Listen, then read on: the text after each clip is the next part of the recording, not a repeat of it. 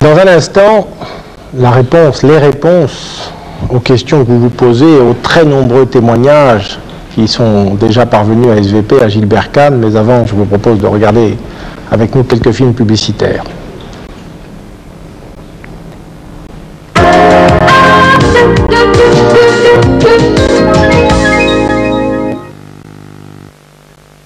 Pour animer une soirée, vous invitez un guéridon. Esprit, es-tu là? Ou vous faites appel à Balzen, cajou, pistache. Esprit, es-tu là? Non, je reste au-dessus. Peut-on encore inviter sans Balzen?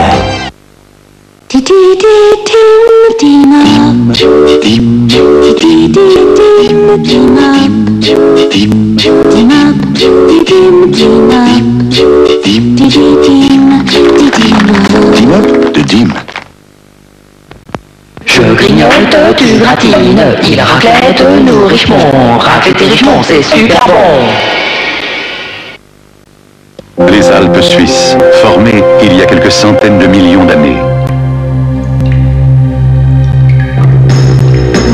Fasciné par tant de beauté naturelle, Tissot lui rend hommage en tirant du granit une montre étonnante, la Rockwatch. Née de la pierre, chaque Rockwatch est unique, individuelle comme vos empreintes digitales, personnelle comme votre signature. La montre la plus étonnante de tous les temps, Rockwatch de Tissot. Les cocottes minutes Seb, Maintenant, elles vous en font voir de toutes les couleurs. Ruby Flammée, et la toute nouvelle Gris Perle. Avec leur panier spécial cuisson vapeur. elles vous font une cuisine légère, savoureuse, très douce avec les vitamines. Choisissez la couleur. Seb, c'est beau. Mais enfin, qu'est-ce que vous faites? Hé! Oh! Oh! Bah, je saute sur l'occasion. Hors occasion, la garantie Citroën. J'aime.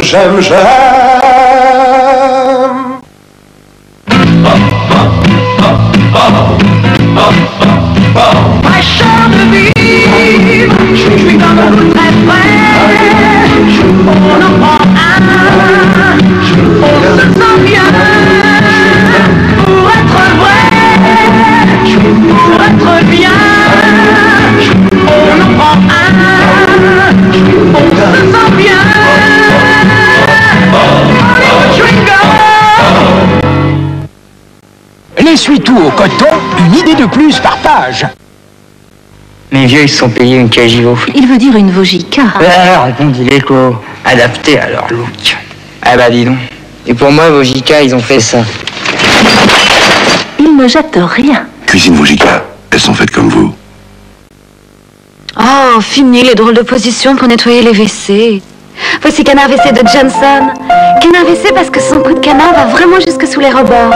Canard WC parce que son gel surpuissant détartre, désinfecte et désodorise vos toilettes. Triactif ou spécial fraîcheur, Canard WC nettoie la tête en bas. Et vous gardez la tête haute.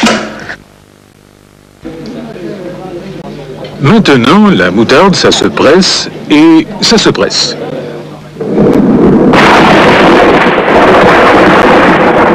Nouveau moutardier souple à Morin, pressé, c'est le goût de foudre.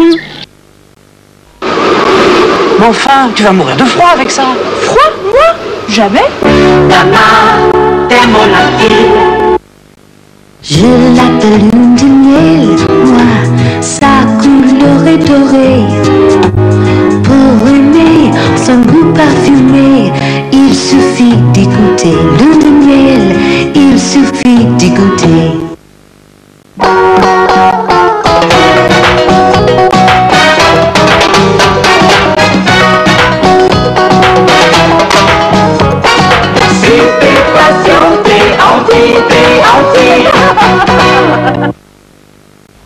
D'abord, il y avait l'eau. Puis vint le four saveur express Tefal, qui transforme l'eau en vapeur haute température. Une vapeur qui cuit vite, une vapeur qui rend aux aliments leur moelleux, leur saveur, et aux hommes leur appétit. Four saveur express Tefal, le retour du goût. Cadeau go, y'a pas de 1-0, de tranquille Nico. Cadeau, biscuit au chocolat fin, de lui. Des cadeaux. Moi je parle film avec Louisa de Sec, la nuit, le jour dans mon séjour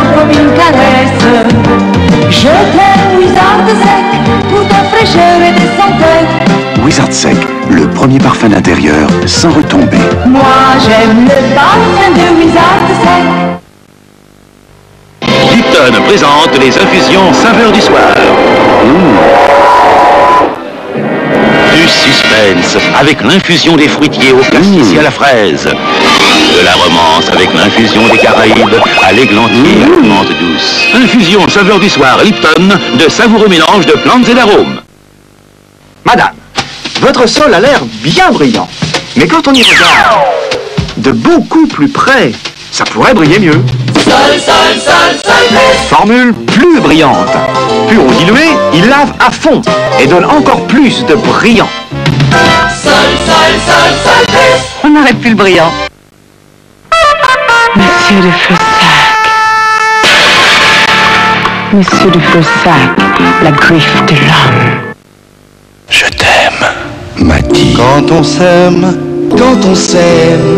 je t'aime encore. Bijou, Mati. Je t'aime, je t'aime, je t'aime. Je t'aime fort. Mati. Bijou, Mati. Des milliers de preuves d'amour.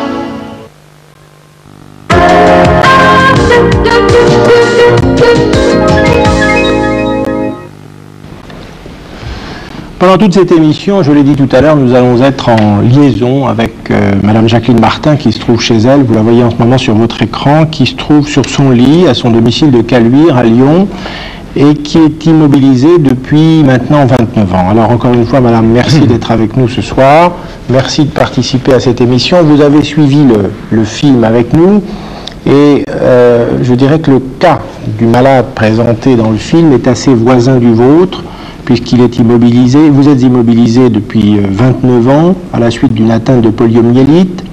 Quel est votre sentiment à propos de la décision du malade de vouloir arrêter son traitement et que pensez-vous en contrepartie de la décision du médecin de vouloir le prolonger? C'est très simple, le malade a parfaitement le droit de réclamer sa mort. Quant au médecin, il sait très bien que son malade, pour mourir, avant de mourir, devra souffrir des souffrances terribles. Et loin de vouloir respecter la volonté de son malade, il le laissera souffrir en espérant que face à cette torture, le malade finira par céder. Comment puis-je qualifier l'attitude du médecin? Un tortionnaire. C'est tout, un tortionnaire. C'est indigne d'un médecin d'agir ainsi. Madame Martin, nous allons entendre maintenant d'autres témoignages. Nous vous retrouverons bien entendu tout au long de ce débat avec les médecins, les juristes et le prêtre qui est avec nous. Mais nous avons reçu, je l'ai dit, beaucoup de témoignages provenant de toutes les régions de France et je vais laisser à Gilbert Kahn maintenant le soin de nous en dresser un panorama. Oui, Alain, au risque d'être peut-être un petit peu long, mais je crois que après ce témoignage que nous venons d'entendre, il fallait un petit peu entendre tous ceux qui nous regardent ce soir. Il y a d'abord une question qui se pose, et ce sera la seule que je poserai avant ces autres témoignages, mais elle émane d'une personne qui a devant elle tous les jours un malade. C'est son fils, il a 20 ans, suite à un accident, il est paralysé des 4 membres, il ne peut plus parler, il n'a plus de mémoire, il n'a plus d'estomac ni de rein qui fonctionnent. Il a essayé d'arracher les tuyaux, aidant ses reins à fonctionner, ce qui a entraîné des troubles cardiaques graves.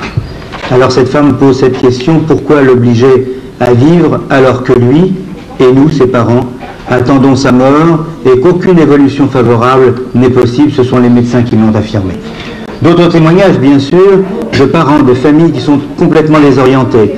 J'ai une fille handicapée à 100%, c'est un crime de laisser vivre une enfant qui ne guérira jamais. Cela détruit cet enfant, cette famille, tous les couples qui sont autour d'elle. Une retraitée. Mon mari, pendant 5 semaines, était sous machine. Il avait une tumeur au cerveau, j'ai demandé à ce qu'on le débranche. Le professeur qui le traitait n'a pas voulu. J'aurais pu effectivement le débrancher avant qu'il décède. J'aurais été en prison, mais tant pis, j'aurais dû le faire. Et puis il y a cette infirmière qui dit « Pourquoi dans mon hôpital certains médecins refusent-ils de prescrire des calmants majeurs, dits toxiques, de peur que les malades condamnés s'y habituent, alors que cela pourrait au contraire les aider à mourir dans la paix ?» il y a ce malade lui-même, il était peintre avant d'être malade, qui nous dit « Je ne suis plus un être humain, je perds mon identité, on ne m'écoute plus, je ne suis plus rien, je pense aujourd'hui à mettre fin à mes jours. » Mais il y a aussi l'espoir, l'espoir qui est toujours là. Ainsi cette femme qui nous dit « J'ai failli et j'ai eu envie de mourir, mais grâce à un jeune chirurgien, j'ai lutté et je m'en suis sorti contre tout espoir. » Un autre, son père a été paralysé pendant 7 ans, il a pu récupérer un peu de mobilité. Aujourd'hui, je pense qu'il est heureux de l'avoir retrouvé, il ne faut pas abandonner l'espoir. Un invalide nous dit « Je suis cancéreux, je suis également atteint de la colonne vertébrale, les médecins m'ont toujours condamné, et cela depuis 63, mais je suis toujours en vie, j'ai le moral. Je suis handicapé, nous dit cet autre malade, à 100% depuis 15 ans, j'ai 63 ans. J'ai pensé au suicide au début, mais maintenant, je suis content de vivre. » Il y en aurait ainsi beaucoup qui, eux, ont gardé l'espoir. Il y a aussi la religion. Cette femme de pasteur qui dit « Je suis chrétienne, la dignité, plutôt que de chercher à mourir, n'est-ce pas plutôt de chercher à vivre dans la maladie ?» Un étudiant en médecine, qui dit « Mourir dans la dignité, c'est se battre jusqu'au bout et ne pas se laisser mourir. » Une infirmière, contrairement à celle que nous avons entendue tout à l'heure, qui est dit « On est là pour les soigner et non pour les aider à mourir, la mort est un échec. » Et je voudrais terminer par un doute, et ce doute habite un médecin qui se dit catholique, pratiquant, ancien séminariste, et voici son témoignage. « J'ai soigné une malade qui a agonisé pendant 31 jours, et je ne pouvais me résoudre à l'aider à mourir. Je n'ai jamais trouvé la réponse. Ma femme a été atteinte d'un cancer à la gorge, a vécu 10 ans de calvaire. Lors de la dernière intervention, elle ne voulait plus qu'on la prolonge ou qu'on lui fasse une trachéotomie. Je me suis demandé ce que je ferais si elle devait avoir la même agonie que ma malade. Je n'ai pas trouvé la réponse. Je pense en tout cas que l'acharnement thérapeutique ne devrait pas exister. » Alors nous avons avec nous le professeur Miliez. Professeur Miliez que vous avez très souvent vu à la télévision. Et le professeur Miliez a été victime il y a un certain nombre d'années maintenant d'un accident post-opératoire. Il y a 12 ans. Il y a 12 ans exactement. Et qui vous a assez gravement handicapé à l'époque, à telle enseigne que vous aviez souhaité, vous aussi, vous aviez demandé à vos pairs, à vos élèves, de vous laisser mourir. Absolument. Et ils étaient pratiquement d'accord. Et la nature ne l'a pas voulu. Vous étiez pardonnez-moi, mais vous étiez, quel était votre état? Eh bien, j'étais en coma vigile, c'est-à-dire que j'avais un coma dont je sortais de façon régulière et dans lequel je retombais. Et mon désir, quand je reprenais conscience, en me sentant dans l'état où je me trouvais, c'était de mourir, c'est sûr. Mais j'ai un certain nombre de mes amis et de mes élèves qui n'ont pas voulu me laisser mourir et qui m'ont aidé à survivre.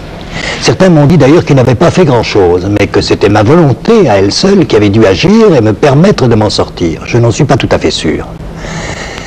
Mais comme c'est difficile de répondre à cette question, vous avez entendu tout à l'heure les différents témoignages qu'on nous a donnés. Ce sont des cas individuels. On ne peut pas prendre de décision comme cela. Cela dépend des malades, cela dépend des médecins, cela dépend de l'atmosphère. Donc il n'y a pas de réponse définitive, jamais. Mais maintenant, vous leur savez gré de vous avoir... je ne sais pas si je leur en sais gré, en tout cas je suis en vie. Et je suis heureux d'être en vie, oui, en effet. Alors, Madame Martin demande la parole, je vais lui donner dans un instant, mais vous avez entendu tout à l'heure, sa réponse était claire, très brève. Oui. Le médecin du film est un tortionnaire. Oui. Qu'est-ce que vous pensez? Eh bien, je pense comme elle, que ce médecin est non pas un tortionnaire, mais il veut la faire survivre, comme il veut faire survivre Madame Martin. Alors, moi je ne crois pas que nous ayons le droit de prendre des décisions à la place des malades. Quand les malades sont comme elle, c'est-à-dire parfaitement présents, parfaitement capables de prendre leurs décisions, alors il est très difficile de demander au médecin traitant de faire cela. Mais on peut cesser les soins et la confier à un autre médecin ou la mettre dans d'autres conditions. Mais je ne pense pas qu'on puisse demander à un médecin en tant que tel de tuer. Ça me paraît impossible. La mort directe me paraît tout à fait déraisonnable. Que l'on puisse aider les malades à mourir, je l'ai fait toute ma vie. J'ai aidé beaucoup de cancéreux à mourir et mourir plus vite qu'il n'était prévu. Et ils sont morts plus vite parce que je leur ai fait des injections calmantes qui ont abouti à la mort plus rapide, alors qu'elle aurait pu retarder l'évolution. Ça n'a pas toujours été le cas. Alors, moi, je comprends très bien Madame Martin, et je dis que si l'on m'avait laissé mourir à ce moment-là, ma famille aurait été désespérée. Moi, je serais mort dans la tranquillité et dans la joie. Ce n'est plus le cas aujourd'hui. Une fois qu'on se rattache à la vie, on ne peut plus s'en défaire. Madame Martin, vous vouliez intervenir. Je tiens à préciser une chose. On m'a fait une trachéotomie sans me dire ce que c'était, sans me demander mon consentement. Quand je suis arrivée à l'hôpital de Lyon, la Croix-Rousse, j'étais parfaitement consciente. Il est vrai que j'étais entièrement paralysée, mais consciente. Les médecins m'ont fait une trachéo. Et qu'est-ce que c'est qu'une trachéo? Il faut se représenter ce que c'est. C'est un trou que vous faites dans la gorge.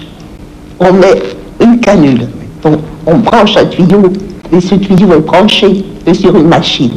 Et cette machine, je la subis depuis 29 ans.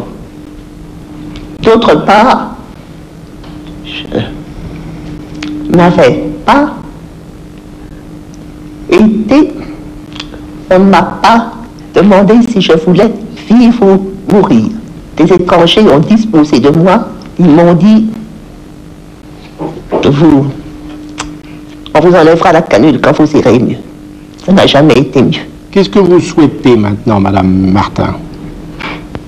Une mort douce, quand je le demanderai. D'autre part, je souffre, évidemment. Toute paralysie est une souffrance. Depuis 29 ans, je n'arrête pas de penser qu'un jour, cela finira. Mais je trouve vraiment que c'est trop long. Et quand vous demandez une mort douce, quand vous demandez en gros qu'on vous aide à mourir quand vous le souhaiterez, que vous répond-on? Je réponds à monsieur le professeur Milliez que si j'avais pu me donner la mort toute seule, je l'aurais déjà fait. Mais il faut savoir une chose. Quand je ne suis pas branché sur une machine que je peux débrancher seule, car ma main gauche fonctionne un peu. Pour me maintenir en vie, je respire avec les muscles du cou, car la respiration des muscles respiratoires normaux est totale. Si j'arrête cette respiration forcée, qui est tout de même très fatigante, qu'est-ce que je fais? J'étouffe dans des souffrances abominables. Alors, je ne tiens pas non plus à étouffer. Que puis-je faire pour mettre fin à cette vie? Réduite à mes seuls moyens, je suis condamné comme je l'ai été à 29 ans. Une vie brisée, alors que j'aurais mieux aimé une vie arrêtée. C'est la mort, tout ce que je veux, quand je le demanderai. Et cela, c'est le plus grand bienfait que la médecine pourra m'apporter. Le plus grand, la seule chose qu'elle puisse faire pour moi. Et que vous répond-on, madame, quand vous demandez cela? On me répond que l'euthanasie est interdite en France. Voilà. Docteur Erny, vous êtes cancérologue à Bordeaux et vous nous avez dit que depuis 20 ans que vous exercez, vous n'avez jamais connu de malade qui vous ait demandé, aussi clairement que vient de le faire Madame Martin, de passer de vie à trépas, de les aider à mourir. Je vous ferai remarquer que Madame Martin a demandé qu'on lui donne la mort le jour où elle l'aura décidé. Et je crois que, comme le disait le professeur Milliez il y a un instant, c'est ces extrêmes variations d'un malade à l'autre, d'une situation pathologique à l'autre, d'une phase à l'autre de la même maladie et d'un moment à l'autre de son existence qui vous met, du fait de la maladie, par moment, dans des situations de difficulté, de souffrance que les médecins n'ont pas réussi à prévenir, les médecins et autres soignants, ou à traiter correctement, et qui vous met dans une situation de détresse vraiment insupportable.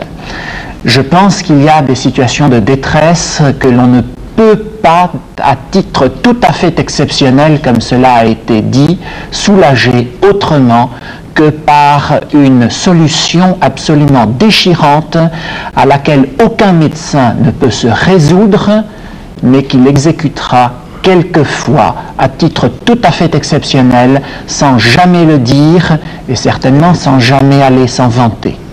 Mais autrement, il y a à soulager les malades, à respecter leurs choix, et le médecin du film s'est peut-être excessivement prononcé d'une façon d'ailleurs un peu caricaturée pour les besoins du film, à les accepter tels qu'ils sont, à tenir compte de leur avis et à préserver leur dignité. À préserver leur dignité quand ils sont malades, tout comme on s'efforce à tous les niveaux et pour tous à préserver la dignité des gens vivants en bonne santé, ce qui n'est pas non plus toujours le cas. Cette nécessité de respecter le mieux possible la dignité des personnes et en particulier les personnes vulnérables